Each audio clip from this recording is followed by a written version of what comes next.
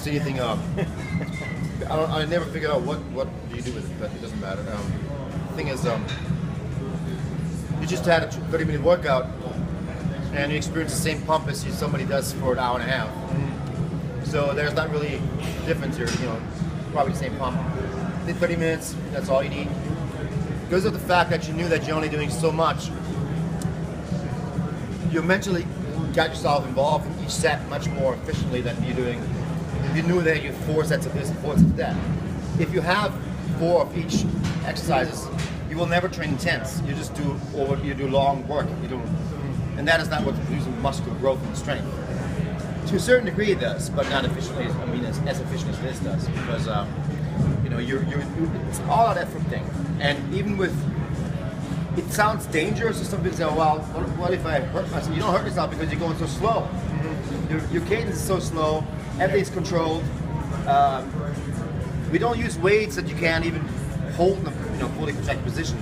But you were there spotting me the whole time, so. I was spotting you. I was taking you a little bit further than what you could do yourself. I mean, if you would have been by yourself, this would have been not feeling as intense as you just did. But those who are scared to hurt themselves are not going to hurt themselves because you were spotted right there.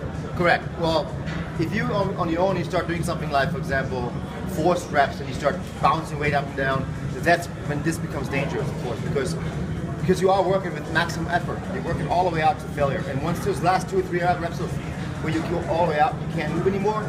Once you accelerate the movement there, or you do something bad, that's when shit starts to happen. That's when you can hurt yourself. You know what I mean? What are your thoughts on CrossFit? CrossFit? Yeah. It's. I don't think it's something that I would use for a tool to lose body fat and gain muscle. It's a sport. It's more like a circus act for me.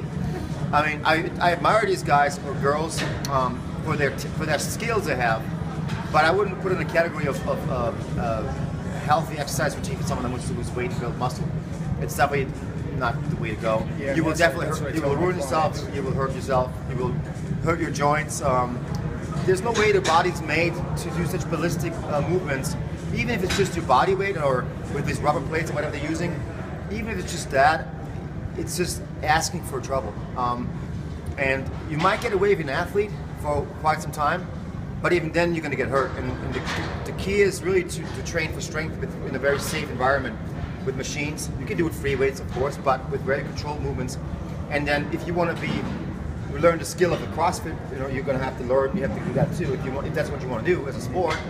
But you're mixing things up right now. You know, you're mixing the fact up that, you know, what do you want to do? You want to become a great CrossFitter, or you want to lose some body fat and gain muscle? Now, for all my clients that are like, hey, I want to do abs to death, I want to lose weight, right the stomach.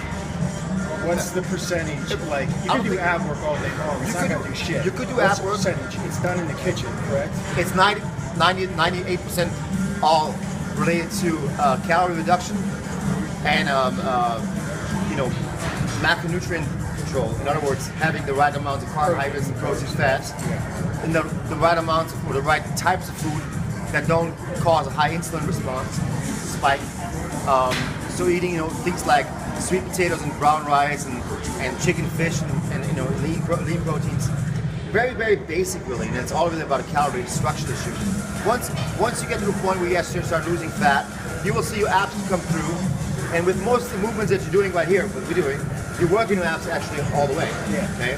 You could do additional ab work if you want, but it's not going to be matching doing a difference if you're doing it more than once a week or twice a week. So, if you like doing abs, go ahead and do it. I haven't done abs since '97, and mine are the best known ever.